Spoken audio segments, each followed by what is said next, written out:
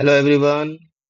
तो आज हम एक जेई एडवांस का कैपेसिटर टॉपिक का एक कंसेप्ट डिस्कस करने वाले हैं। एक प्रॉब्लम है ना। तो कैपेसिटर की देखते हैं जरा क्या कहता है ये। आपको ये अरेंजमेंट दिया हुआ है जिसमें कि एक पैरेलल प्लेट कैपेसिटर लगाया हुआ है जिसका एरिया ए है और पैरेलल प्लेट के बीच का सेपरेशन है डी। उस पैरेलल प्लेट की जो लंबाई है ये मान लीजिए इस तरह से प्लेट दी हुई है ना आपको। इस प्लेट की एल जो है कैपिटल एल लंबाई है और विड्थ दे रखी है इसकी बी। ठीक है। एरिया ऑफ वन प्लेट जो हो जाएगा एल इंटू बी हो जाएगा जैसे कि यहाँ पर मेंशन है। ठीक है। इसको बैटरी से कनेक्ट किया हुआ है। ठीक है। तो अभी इस सिचुएशन में मतलब इसके पास कोई चार्ज नहीं है अभी तक। ठीक है। लेकिन इसको क्या किया जा रहा है, धीरे धीरे धीरे धीरे धीरे धीरे इसको मतलब कांस्टेंट स्पीड से इस लिक्विड में जो कि एक डाइलेक्ट्रिक मतलब लिक्विड का डाइलेक्ट्रिक कांस्टेंट दिया हुआ है के, इस लिक्विड में इसको डिप किया जा रहा है। ठीक है, कांस्टेंट स्पीड से। तो क्वेश्चन में पूछा हुआ है जो बताना है हमें कि आपको टी टाइम बाद टी टाइम बाद किसी भी टी टाइम पर आपको कैपेसिटेंस बताना, मतलब इंस्टेंटेनियस कैपेसिटेंस बताना है, और दूसरा इंस्टेंटेनियस करंट बतानी है एट एनी टाइम टी। ठीक है। तो ये पहली सिचुएशन है, फिगर वन। फर्स्ट सिचुएशन है ये हमारी, और ये हमारी सेकंड सिचुएशन है। ठीक है, एट एनी टाइम टी। ठीक है। तो क्योंकि टी टाइम बाद इस प्लेट ने लिक्विड के अंदर एक डिस्टेंस ट्रेवल किया है, मान लीजिए एक्स। ठीक है। और ये एक्स जो होगा this is equals to velocity into time. तो v t is the distance. ठीक है, टी टाइम में। अच्छा, बचा हुआ जो लेंथ होगी, एक्स लेंथ तो नीचे आ गई लिक्विड के अंदर, या वाटर जो भी कह सकते हैं। ठीक है, जिस प्रकार का भी लिक्विड दिया हो। और एल माइनस एक्स इसकी लेंथ बच गई जो कि अभी भी एयर में है। ठीक है। तो एक तरह से देखा जाए तो ये इस तरीके का अरेंजमेंट बन गया कि ये वाला जो स्पेस है, वॉल्यूम है कैपेसिटर का, ये ऑक्यूपाई किया है विद डाइलेक्ट्रिक, है ना।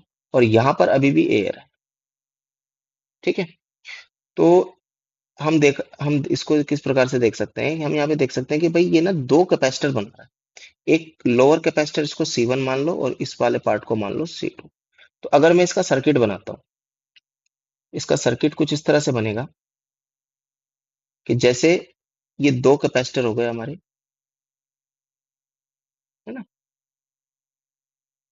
एक ये C1 हो गया और ये C2 हो गया। तो C1 की जो कैपेसिटी हम लिखेंगे, अच्छा ये दोनों कैपेसिटर जो है ऐसे पैरेलल में कनेक्टेड है और इनको कनेक्ट किया हुआ है एक सेम ईएमएफ की बैटरी से। ठीक है, वो उस बैटरी से जिसका ईएमएफ ई है। तो इसमें जो C1 होगा, C1 को आप लिख सकते हैं, क्या होता है फॉर्मूला, कैपेसिटेंस का फॉर्मूला होता है that is C equals to A epsilon naught by D. ठीक है। अब यहाँ पर जो ये प्लेट है, इसका ये जो पोर्शन है जिसकी एक्स लेंथ हो गई, और विड्थ पे कोई फर्क नहीं पड़ेगा, विड्थ अभी भी बी है। तो एरिया जो हो जाएगा, मान लीजिए इसका एरिया है उस पोर्शन का जो कि पानी के नीचे है, उस वो सिर्फ A1 एरिया है, एप्सिलॉन नॉट। अच्छा, मीडियम के अंदर है तो के आएगा, डाइलेक्ट्रिक मीडियम है, एंड डिवाइड बाय सेपरेशन अभी भी प्लेट्स के बीच डी ही रहने वाला है, तो दिस इज डी। ठीक है, ये हमारा C1 हो गया। अच्छा, इसको और अच्छे से लिखें तो A1 की वैल्यू भी हम जानते हैं, ये होगा लेंथ x है और विड्थ हमारी b है, तो x भी एरिया हो गया, एप्सिलॉन नॉट के upon D, D separation.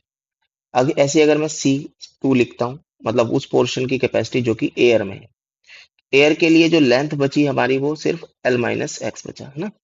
Width अभी भी वही है, तो एरिया 2 हो जाएगा हमारा A2 एप्सिलॉन नॉट और डिवाइड बाय डी। एयर है तो इसलिए डाइलेक्ट्रिक कांस्टेंट लगाने की जरूरत नहीं है, वो वन होता है ऑटोमेटिकली। तो A2 को क्या लिख सकते हैं हम, जितनी लेंथ है L माइनस एक्स, और इसकी विड्थ तो अगेन B है ना, epsilon not divide by D. ठीक है। अगर देखा जाए तो ये C1 और C2 दोनों किस में है, पैरेलल में। C1 and C2 are in parallel. Parallel circuit बना रहे हैं। ठीक है, पैरेलल में सी इक्विवेलेंट क्या होता है? इक्विवेलेंट कैपेसिटी कैसे लिखते हैं पैरेलल में? C1 प्लस C2, है ना। तो यहाँ पे उठा करके आप वैल्यू रख दीजिए, तो आपके पास आ जाएगा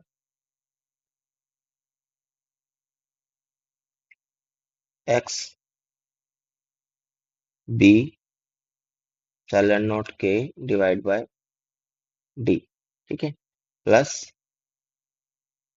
L minus X into B epsilon naught by D. ठीक है, ये हमारे पास कैपेसिटेंस आ गई। अब आपसे पूछा हुआ है दूसरा पार्ट कि करंट बतानी है। तो करंट क्या होता है? करंट होता है हमारा पास electric current.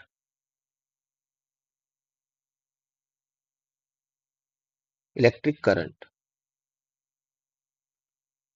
I is equals to d q by d t, है ना।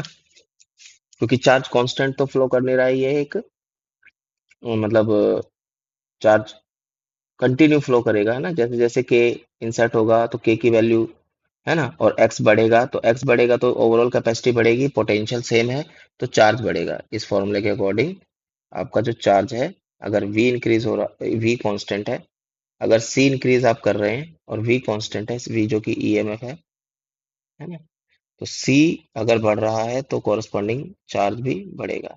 इसका मतलब चार्ज कांस्टेंट नहीं है ना। जैसे जैसे डाउन आएगा वैसे वैसे चार्ज भी बढ़ेगा, क्योंकि कैपेसिटी बढ़ रही है। तो आपको ये चार्ज चाहिए, अभी आपका पर्पस होना चाहिए चार्ज कैलकुलेट करना। तो इस मोमेंट पर जो ये बैटरी चार्ज दे रहा है, ये बैटरी चार्ज दे रहा है, मान लीजिए क्यू इस मोमेंट। ठीक है, तो इस ये चार्ज इसमें स्टोर हुआ है, तो चार्ज का फॉर्मूला लगा सकते हैं, दैट चार्ज इक्वल्स टू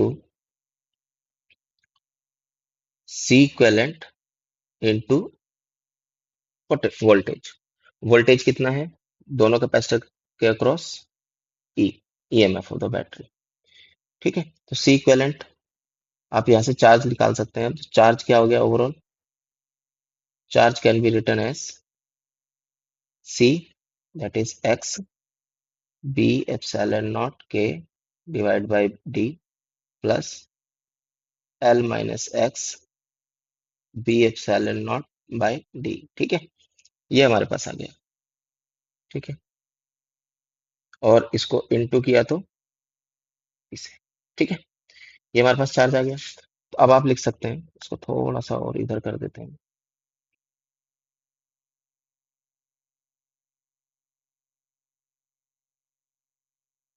है ना। तो ये हो जाएगा L minus x B epsilon naught by D और इनटू में ई। ठीक है, अब इसको आप डिफरेंशिएट कर दीजिए तो आपके पास करंट आ जाएगा। तो आप डिफरेंशिएट करेंगे ई कांस्टेंट। ठीक है, इधर सिर्फ एक्स है ना। एक्स को आप लिख सकते हैं, एक्स को भी अच्छा आप बदल सकते हैं, है ना।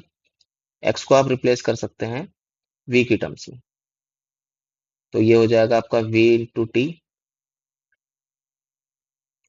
और या फिर छोड़िए, यहाँ पे डिफरेंशिएट कर दो इसको, तो बी एप्सिलॉन नॉट के अपॉन डी, ये D X upon D T बचेगा। ठीक है, बाद में इसको बी लिख देंगे, और इसको अगर मैं सॉल्व करूं तो ये B epsilon naught by D as it is. ठीक है, और एल का जीरो हो जाएगा, minus D X upon D T. ठीक है, अब देखिए करंट क्या हो गया हमारा, that is B epsilon naught K, और D X by D T क्या होगा? D X by D T, this is nothing but velocity, है ना। ये वो वेलोसिटी है जिस वेलोसिटी से पूरा सिस्टम लिक्विड के अंदर डीप किया जा रहा है।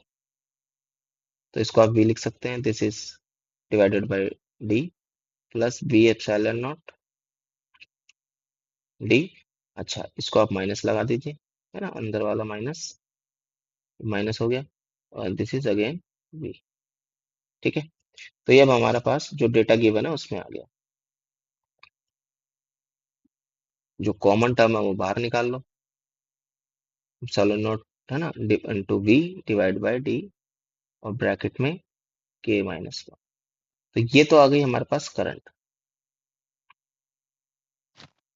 ये हमारे पास एक्सप्रेशन आ गया करंट का। ठीक है, और कैपेसिटेंस का एक्सप्रेशन आएगा, ऊपर हम ऑलरेडी कैलकुलेट कर चुके हैं। ठीक है, ये कैपेसिटेंस का एक्सप्रेशन आ गया हमारे पास, ये वाला। इसमें चाहे तो आप एक्स को रिप्लेस कर सकते हैं और कॉमन टर्म्स को बाहर ले सकते हैं, that is B epsilon naught by D is common, है ना, and X can be written as V T plus L minus,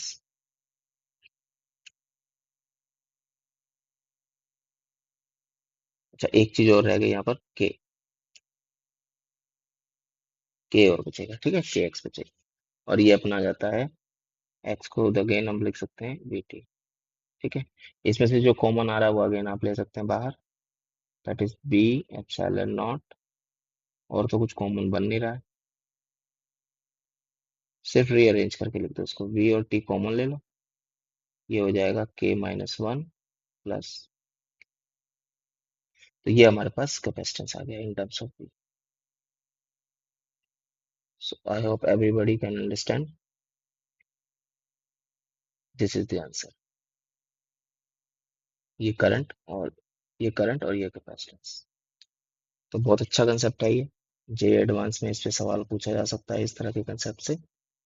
तो ठीक है बच्चों, मिलते हैं अगले क्वेश्चन में।